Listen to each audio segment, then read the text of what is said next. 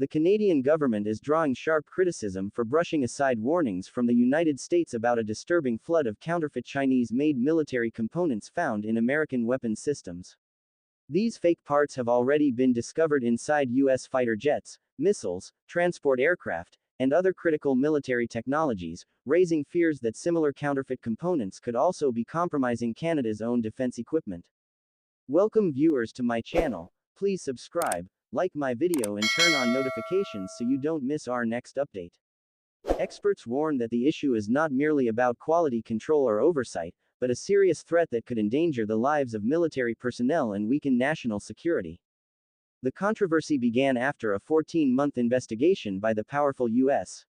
Senate Armed Services Committee, which uncovered an alarming 1,800 instances of counterfeit electronic parts being used in American military hardware. In total, more than 1 million fake components were identified, most of which were traced back to factories and recycling operations in China.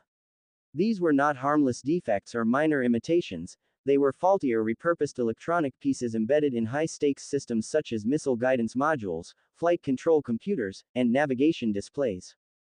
Investigators found counterfeit components in a wide range of advanced weapons systems. Among the discoveries were fake chips in the targeting systems of helicopter-launched Hellfire missiles, falsified electronic panels in military cargo planes, and imitation parts inside mission computers for interceptor rockets.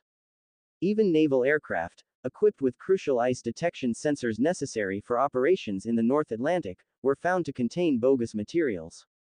A malfunction in any of these systems could have catastrophic results: a missile veering off course, a plane losing navigation mid-flight, or a naval patrol aircraft failing to detect dangerous ice conditions. What's more concerning for Canada is that the Royal Canadian Air Force recently purchased 17 of the same C-130 Hercules transport planes implicated in the U.S. investigation. Despite this, Canadian officials have largely dismissed American warnings as overblown. Julian Fantino, then Canada's Associate Minister of Defense, told CBC News that there was little reason for alarm. At this point in time, other than continuing to be vigilant, we don't have any particular concerns in this country, he said. Fantino's reassurance has left many defense analysts puzzled and uneasy. They argue that Canada's military procurement system is heavily intertwined with that of the United States, using many of the same contractors and suppliers. If counterfeit parts were widespread in American manufacturing chains, it is highly likely that Canadian equipment has been affected as well. Executives from 4 of Canada's largest military suppliers have confirmed that counterfeit parts are indeed a growing problem across the defense industry. Many of these companies rely on subcontractors and brokers who source components globally, making it almost impossible to track the true origin of every electronic part. According to the U.S. congressional report, Canada itself ranks as the 3rd largest destination for counterfeit military parts from Asia and hosts one of the world's biggest online marketplaces for obsolete or recycled electronic components. A Toronto-based independent parts broker told CBC that the situation has reached crisis levels. The problem is rampant, he said, urging the Canadian government to cooperate closely with Washington to curb the flow of fake electronics into North American military systems. Similarly, the head of an Ottawa laboratory specializing in detecting counterfeit parts described the situation as a billion-dollar problem. She warned that many Canadian defense suppliers suffer from what she calls an ostrich syndrome, burying their heads in the sand rather than confronting the magnitude of the issue. Meanwhile, Public Works Minister Rona Ambrose, whose department oversees all federal procurement, declined to comment publicly on the matter. Her office merely issued a generic statement claiming that federal contracts already prohibit suppliers from selling counterfeit goods, and that adequate safeguards are in place. When pressed by journalists for more detail, Fantino again assured the public that Canada's internal checks and balances were sufficient to prevent counterfeits from entering military supply chains.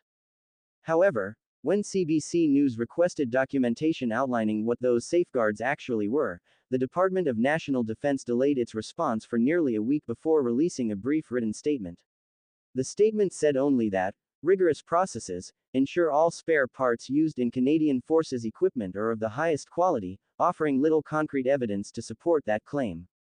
The U.S. experience suggests that such confidence may be misplaced.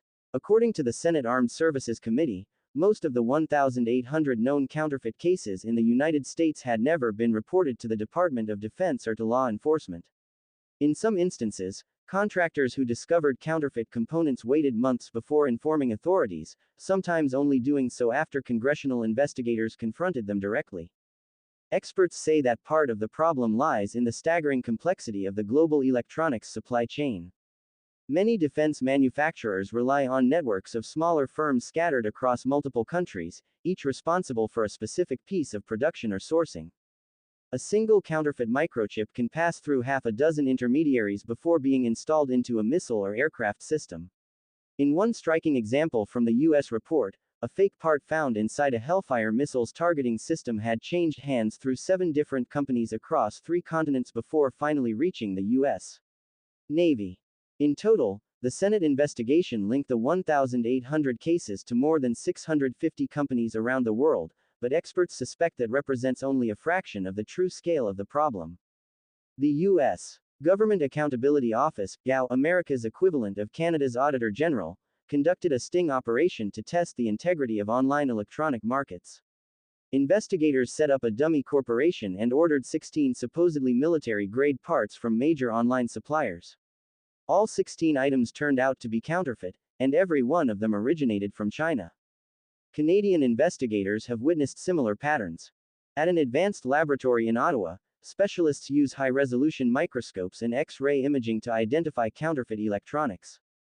The lab's director explained that counterfeiters have grown remarkably sophisticated, making it nearly impossible to distinguish fakes by sight alone.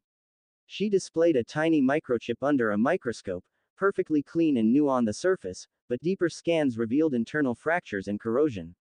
These are chips that have been removed from old circuit boards, cleaned, repainted, and resold as new, she said. It's a dangerous illusion of quality. Ironically, part of the problem stems from well-intentioned environmental policies. As recycling programs expand in North America and Europe to reduce electronic waste, mountains of discarded circuit boards and microchips are shipped overseas for recycling. In cities such as Shantou, China, vast heaps of old electronics are dismantled by hand. Workers burn circuit boards over open flames to melt solder, then wash the salvaged components in polluted river water. Once dried, these components are sanded, relabeled with new identification codes, and repackaged as high-quality military-grade parts. Many of these recycled and rebranded parts make their way back into the global market through online brokers or secondary suppliers. From there, they find their way into everything from commercial airliners to advanced weapons systems. Most consumers would be shocked to learn that the same circuit boards once tossed into recycling bins in Canada and the US could eventually return embedded inside critical national defense equipment. In response to the findings of the Senate investigation, the US government has passed new laws to crack down on counterfeiters. These laws impose stricter purchasing standards on defense contractors and require more rigorous verification of electronic components before they are approved for use. The reforms aim to ensure that every part, no matter how small, can be traced back to a verified source. So far, however, Canada has not followed suit with comparable legislation. Critics argue that by failing to acknowledge the scale of the counterfeit crisis, the Canadian government risks falling behind on an issue that could compromise its national defense. As the U.S. investigation showed, counterfeit parts don't just threaten the reliability of weapons systems, they can undermine the credibility of an entire military-industrial complex.